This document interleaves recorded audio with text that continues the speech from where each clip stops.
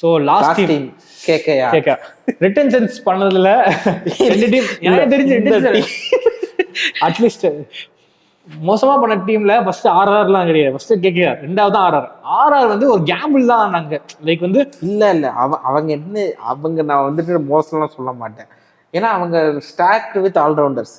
Okay, யாரு KKR Ramandeep, Sunil Naren, ரமன்தீப்லாம் okay. வந்து எந்த டீம் இது வரைக்கும் ஐபிஎல் ஹிஸ்டரியிலே எந்த டீமே வந்து நீங்க கப் அடிச்சுட்டு அந்த கேப்டன் அடுத்த சீசன் வெளியே விட்டு வந்து எங்கேயுமே நடந்தது இல்லை. வந்து கேப்டன் வந்து ஒரு டீம் ஒரு கேப்டன் ஒரு வந்து அதான் நாங்களா சொல்லலாம், ஒரு குரூப் ஆஃப் ஷீப்ஸை ஒரு லைனால லீட் பண்ண முடியும், ஆனால் ஒரு குரூப் ஆஃப் லைனை ஒரு ஷீப்பால லீட் பண்ண முடியாது. அந்த மாதிரி தான் இந்த டீம். ஸோ வந்து ஒரு பேட்ஸ்மேன் வந்து ஒரு ரன்னும் அடிக்கிறவாரு, கேப்டன்ஷிப் நல்லா பண்ணி கப் அடிச்சு கொடுத்த ஒரு பேட்ஸ்மேனை அவங்க வந்து ரிட்டைன் பண்ண முடியல. அது வந்து இது வந்து ஒரு பெரிய தவறான விஷயம். சரி, ஓகே, ரிட்டைன் பண்ண முடியல. சரி, இன்னொன்னு என்னன்னா எனக்கு வெங்கடேஷ் ஐயர் அவ்வளவு பெரிய பிளேயர், ஓகே, குட் பிளேயர் இல்ல 23 கோடிக்கு அவர் போனார். இல்ல அதான் அவங்களுக்கு ஏன் 23 கோடிக்கு போனாங்கன்னா ரிட்டர்ன்ஸ் ஒழுங்கா பண்ணாத ரீசன் தான். ஸோ அவங்களுக்கு வந்து ஒரு மெயின் ரீசன் என்னன்னு பார்த்தீங்கன்னா சால்ட் ஒரு விக்கெட் கீப்பர் ஸ்லாட் அவங்களுக்கு இல்லை. ரொம்ப நாளாக அவங்களுக்கு ஓப்பனிங் ஒரு பிரச்சனை இருந்துச்சு. சால்ட் அந்த ஓப்பனிங் பிரச்சனையும் இது பண்ணிட்டாரு, விக்கெட் கீப்பர் ஸ்லாட்டையும் அவர் ஃபில் பண்ணிட்டாரு.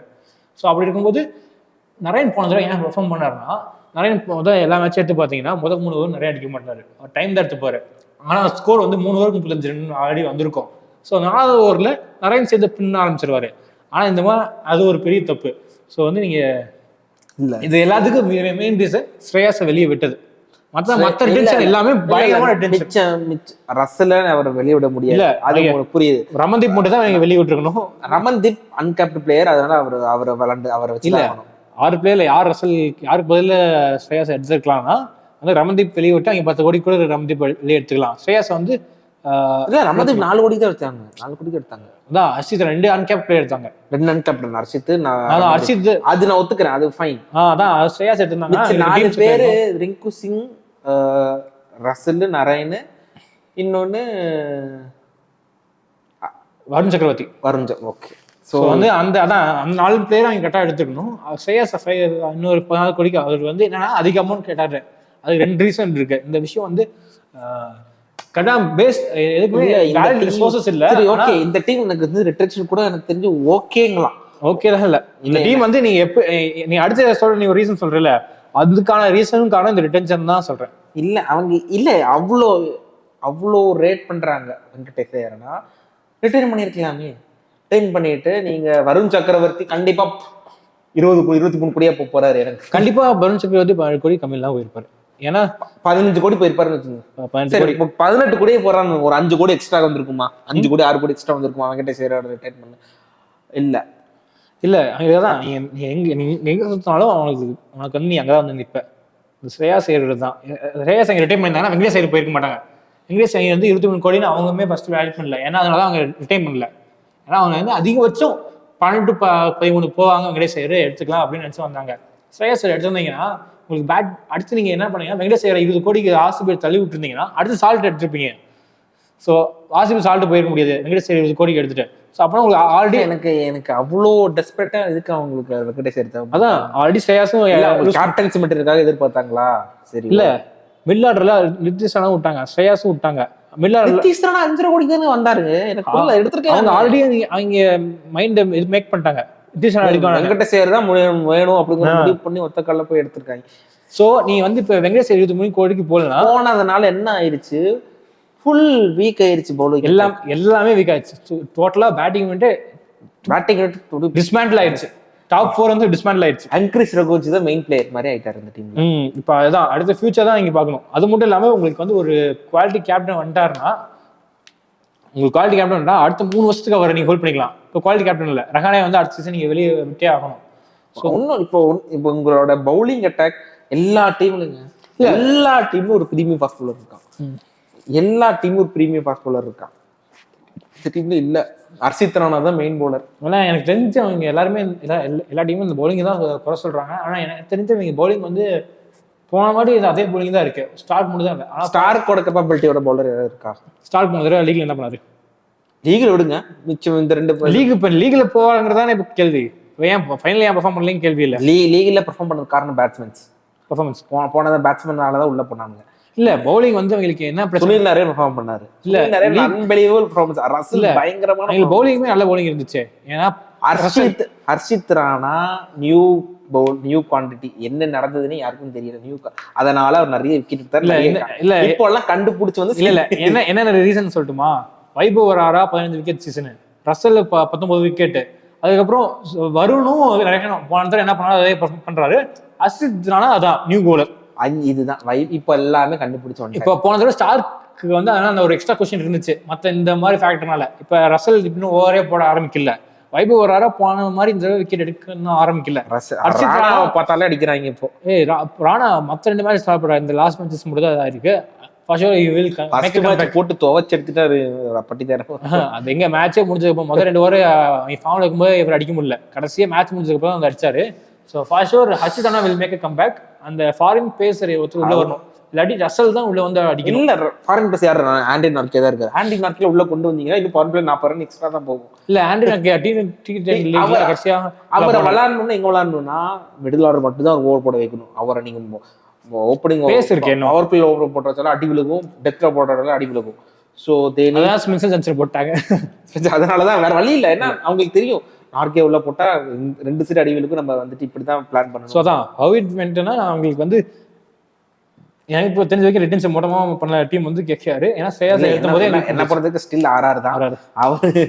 RR வந்து கேம்பிள் பண்ணாங்க. எனக்கு தெரிஞ்சே அவங்க வந்து ஒரு ஈகோ கிளாஸ்னால ஒரு பிளேயர் நீங்க கேப்டன் பண்ணி விட்டீங்கன்னா, ஏன்னா இந்த மாதிரி விஷயம் இதுக்கு முன்னாடி நடந்திருக்கு. யாருக்குன்னு பாத்தீங்கன்னா சிஎஸ்கேக்கும் மும்பைக்கும். ஆனா அவங்க எப்படியுமே சிஎஸ்கே எப்படி ஜடேஜா ஈகோ கிளாஸ் பிடிச்சி உள்ள உட்கார வச்சுட்டாங்க. என்ன மும்பையில் இல்லாத சண்டையா அவங்க அந்த டீம்? ஏன்னா அட்லீஸ்ட் RRக்கு ஒரு ரீசன் இருந்துச்சு, யாரை விற்கிறது யாரை விற்கிறதுன்னு தெரியாம கேம்பிள் பண்ணி விட்டாங்க. ஆனா இவங்க வந்து ரீசனே இல்லை. நீங்க யூஎஸ் இதனால பண்ணீங்க. எனக்கு தெரிஞ்ச வரைக்கும் அவங்க ஒரு டீசென்ட் ரிட்டன்ஷன் தான் பண்ணியிருக்காங்க. இல்ல அவங்க கேப்டன் விட்டதுனால கேப்டனுக்கு அவங்க வந்துட்டு ஆல் அவுட்டா போய் வெங்கடேஷ் போயிருக்காங்க. அதுதான் லாஜிக். அதுதான் நடந்தது. அதனாலதான் மாட்டிருக்காங்க. ஆனா அவங்க ஏன் வெங்கடேஷ் கேப்டனா வேணுங்கிறது ஒத்த கலர் இருந்தாங்க. இல்ல வேற பிளேயர் இல்ல உங்களுக்கு, வேற பிளேயர் கேப்டனா வேற ஃபாரின் பிளேயர்ஸ். இப்ப ரஹானே கேப்டனா போட்டாங்க. வேற வழி இல்ல. என்ன லாஜிக்னா 23 கோடி கொடுத்து இவர் கேப்டன்சி கொடுத்து இவரை வந்துட்டு ஃபுல் ப்ரெஷர் ஆக்க அவங்க விருப்பப்படல. ஸோ ரஹானே கேப்டன்சி கொடுத்து ஒரு வைஸ் கேப்டன் கொடுத்து பழக வச்சுட்டு எனக்கு தெரிஞ்சு அடுத்த சீசன்ல ரஹானே துரத்திடுவாங்கன்னு நினைக்கிறேன். அடுத்த சீசன் துரத்திட்டு அதுக்கப்புறம் திரும்பி ஆக்சலன்ட். ஸோ வந்து இன்னொரு டாபிக் பத்தி பேசணும்னு நினைச்சிருந்தேன். இந்த டீம் வந்து இந்தியன் பிளேயர்ஸை கேப்டனா ஆக்கலாம் அப்படிங்கிற ஒரு ரீசனை ஃபாலோ பண்ணிருக்காங்க. அது வந்து ஒரு முட்டாள்தனமான விஷயம். அந்த இந்தியன் ஸ்டார் பிளேயர்ஸ் உள்ள ஹோல்ட் பண்ணி வைக்கணுங்கிற ஒரு ரீசனுக்காக அவங்களுக்கு வந்து கேப்டன்ஷிப் தெரியுதா இல்லையாங்கிறத பார்க்காம எல்லாத்துக்கும் நீ ஸ்டார் பிளேயர் ரன் அடிச்சியா அடுத்த டீம் நீதான் கேப்டன் அப்படின்னு கொடுத்துறாங்க. இல்ல கேப்டன்சி இந்தியன் பிளேயர் ஆக்கணும். பிளஸ் ஏன்னா ஒரு ஃபாரினர் கேப்டன்சி ஆக்கி அவர் மெயினா எல்லா மேட்சும் ஆட வைக்கணுங்கிற மாதிரி நம்ம சிச்சுவேஷன் தள்ளப்படுவோம். ஆனா இல்ல நீங்க அந்த மாதிரி கேப்டனா இருந்தா பேட் கமின்ஸ் மாதிரி ஆட வைக்கலாம். அதான் பேட் கமின்ஸ் எல்லா டீமும் அப்படி போகும்போது SRH அப்படிலாம் இல்லைன்னு சொல்லிட்டு அந்த இதை உடச்சிட்டு பேட் கமின்ஸ் கேப்டன் ஆகி போட்டிருக்காங்க. இப்போ ருத்துராஜ் எடுத்துக்கணும். ருத்துராஜ் கேப்டன்ஸ் மகாராஷ்டிரா. ஸோ அவருக்கு இருக்கு. ஸோ அவரால் பண்ண முடியும். ஸ்ரேயஸ் ஐயர் கேப்டன்ஸ் மும்பை, அவரால் பண்ண முடியும். பட் பட்டிதார் மத்திய பிரதேஷ் பண்றாரு. அவராலும் பண்ண முடியும். பட் வெங்கடேஷ் ஐயர் மத்திய பிரதேஷ் எனக்கு தெரியல. ரஹானே அது எனக்கு தெரியல. ஸோ ரஹானே வந்து அதான் வேற வழி இல்லை. எக்ஸ்பீரியன்ஸ்டு கேப்டன் அவருக்கு என்னதான் T20 பெருசா அவரோட ரெக்கார்டு வந்து IPL மோசமா இருந்தாலும் அதை பேக் பண்ணி வேற வழி இல்லாமல் போயிருக்காங்க. ஸோ ஓவராலா பார்த்தீங்கன்னா ஹவிட் வென்ட்னா அவருக்கு இதுதான் ரிட்டன்ஷன்லேயே மோசமாயிருச்சு. அதை சரி பண்ண வெங்கடேஷ் போய் இன்னும் மோசமாயிருச்சு. அதோட ரிஃப்ளெக்ஷன் தான் நம்ம இங்கே பார்க்குறோம்.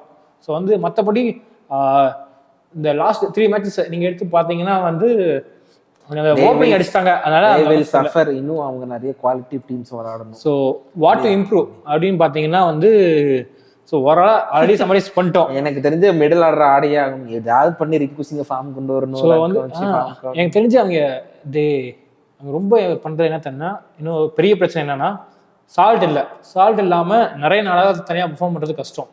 So they need to send Rahane as a opener, 1 to Raghuvanshi, number 4 Venkatesh Iyer. இந்த 4 பேர்த்த இப்படி வச்சாதான் ஓரளவுக்கு ஸ்டெபிலிட்டி கிடைக்கும். ஏன்னா வெங்கடேஷ் ஐயர், ரகுவன்ஸ் சிங் 5-6ல வந்து அதுவும் டீம்ஸ் அண்டர் யூட்டிலைசிங் பேட்ஸ்மென்ஸ் இன்னொரு டாபிக். இதை எடுத்து பார்த்தீங்கன்னா எந்தெந்த டீம் பார்த்தீங்கன்னா ஜிடி வந்து தேவாத்தியாவை பின்னாடி யூட்டிலைஸ் பண்ணுறாங்க. கடைசி 4 ஓவர் போயணும், நீங்கள் 12வது ஓவர்லேயே போங்க, கடைசி 4 ஓவருக்கு நீங்கள் ரூத்தர் ஃபோர்டையோ இல்லை ரஷத் கானை வச்சு ஆடிக்கோங்க. ஏன்னா அந்த மேட்ச் தேவாத்தியா நீங்கள் இறக்கியிருந்தீங்கன்னா பஞ்சாப் நீங்கள் ஜெயிச்சிருப்பீங்க. ஸோ அதே மாதிரி சிஎஸ்கே மேபி ருத்ராஜ் பின்னாடி இருக்குது. ருத்ராஜ் கான்வே 600 ரன் சீசன் ஆடி இருக்காங்க. இல்லை என்ன அதே காம்பினேஷனே போயிருக்கலாம். ஸோ அதே காம்பினேஷன் போயிருந்தீங்கன்னா உங்களுக்கு திரும்ப இதுதான் CSK formula, winning formula. CSK winning formula தான் இப்போ ஜிடி எடுத்து ஃபாலோ பண்றாங்க. யாருன்னா சாய் சுதர்சனும் சுமன் கில்லும். ஸோ அப்படி இருக்கும்போது எதுக்கு இந்த winning combination class opener Buttler இருந்தும் அவர் பட்லரை ஓப்பனிங் பண்ண விடல.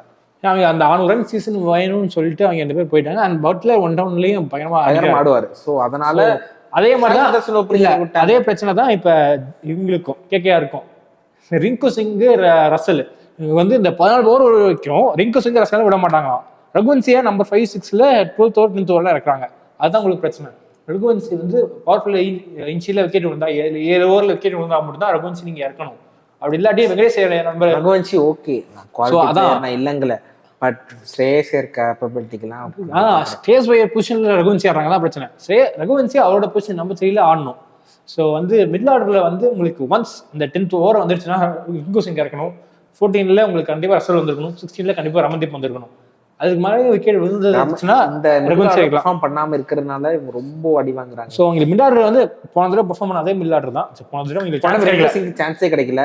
ரசல் வந்து மாத்தினாரு, ரமன்தீப் சில மேட்ச் ஆடினாரு, அப்புறம் ரகுவன்சி சில மேட்ச் விளையாண்டாரு. பட் ஸ்ரேயஸ் ஐயர் அந்த டாப் 13-14 ஓவர்ஸ் மேட்ச் கொண்டு வந்துருவாங்க. கடைசி 5 ஓவர் 6 ஓவர் போய் எல்லாரும் சுத்துனா மேட்ச். அதுதான் அவங்களோட வின்னிங் ஃபார்முலாவா இருந்தது. பட் திஸ் டைம் ஸோ வந்து இங்கே பிளேயர் அன்யூட்டிலைஸ் பண்ணாமல் அவ்வளோ சான்ஸ் கொடுக்கணும். ஸோ அந்த மாதிரி சான்ஸ் கொடுக்கணும்னா நீங்கள் தான் இந்த மாதிரி தேவையில்லாமல் ரிங்கு சிங் எல்லாம் பின்னாடி இறக்காம முன்னாடி இறக்கணும். வேறு வழி இல்லை. So middle order players need to perform. அந்த பிளேயர்ஸ் பர்ஃபார்ம் பண்ணா இந்த டீம் கேகேக்கு தான் இருக்கிறது பெஸ்ட் மிடில் ஆர்டர் இருக்கு. வேற ஐ மீன் லேட் ஃபினிஷர்ஸ் சொல்றேன். Okay, Rinku Singh, Ramandeep Singh and Russell 3 பேருமே இப்போ இன்டர்நேஷனல் ஆடுறாங்க. 3 பேருமே பவர் ஹிட்டர்ஸும் வேற. ஓகே, எனக்கு தெரிஞ்சு அவர் லாஸ்ட் ஸ்டேஜ் ஆஃப் கரியர்ல இருக்காரு. பட் ஸ்டில் ரசல் தான். என்னதான் நம்ம ரசலை வந்துட்டு நம்ம இது பண்ணாலும் ரசலால திடீர்னு ஒரு ஓவர்ல மேட்ச் மாத்திடுவார், திடீர்னு ஒரு ஓவர் பவுலிங்ல மாத்துவார், திடீர்னு ஒரு பேட்டிங்ல மாத்துவார். ஸோ நீங்க வெளியே போயில எதுவும் பண்ண முடியாது. இருக்கிறதுல இந்த 4 பேரை வச்சு நீங்க பவுலர்ஸை வச்சுட்டு எனக்கு தெரிஞ்சு விளையாடுறதுக்கு அதிகமா இந்த பவுலர்ஸால ஒரு அன்பிலீவ் திரும்பி ஒரு சீசன் கொடுக்கணும். வேற வழி இல்லை. இந்த பவுலர்ஸ் ஸ்பின்னர்ஸ் இவங்கள்ட்ட குவாலிட்டியா இருக்காங்க ஆப்வியஸ்லி. பட் ஃபாஸ்ட் பவுலிங் தான் இவங்க அந்த 5 பவுலர்ஸ் போன தடவை என்ன பண்ணாலும் அதே விக்கெட் பண்ணணும். அந்த மாதிரி யாருக்குமே நடக்காது இப்போ. ஆனால் இங்கே அதான் அந்த மாதிரி தான் பண்ணியாகணும். இல்லாட்டி நார்க்கியா வந்து பெரிய ஃபார்முலாவில் வந்து அவர் பேஸுக்கு போட்டு அவர் நார்க்கியாலாம் ரிஸ்க் எடுக்கக்கூடாது. ரிஸ்க் எடுத்தாங்கன்னா மாட்டிப்பாங்க. ஸ்பென்சர் ஜான்சன் தான் சான்ஸ். அட்லீஸ்ட் அவர் லெஃப்ட் ஹேண்டர் ஏதோ ஒரு வித்தியாசமான ஒரு ஆங்கிளாச்சும் இருக்கு. நாங்கள் எல்லாம் இருந்தாலும் அவர் போடுற பேஸுக்கு வச்சு சாத்திடுவாங்க. So will they qualify? Absolutely not. So அதே தாங்க. ஸோ வந்து 2 மேட்ச் எக்ஸ்போஸ் ஆகுதுன்னு சொல்ல, ரிங்கு சிங் வந்து உள்ள ஃபார்முக்கு வரைக்கும் இந்த டீம் வந்து கன்ஃபார்ம் குவாலிஃபை ஆகாது. ஸோ வந்து இந்த டீமோட முழு நம்பிக்கையே இந்த மிடில் ஆர்டர் பேட்ஸ்மேன்ஸ் நம்பி தான் இப்போ இருக்கு. ஸோ அப்படி இருக்கும்போது மிடில் ஆர்டர் பேட்ஸ்மேன் உங்களுக்கு பெர்ஃபார்ம் பண்ணாங்கன்னா தே வில் குவாலிஃபை. பட் அதுக்கான சான்சஸ் எத்தனை மேட்சஸ் எடுத்துப்பாங்க அப்படின்னு வச்சு பார்த்தோம்னா தே ஒன்ட் குவாலிஃபை.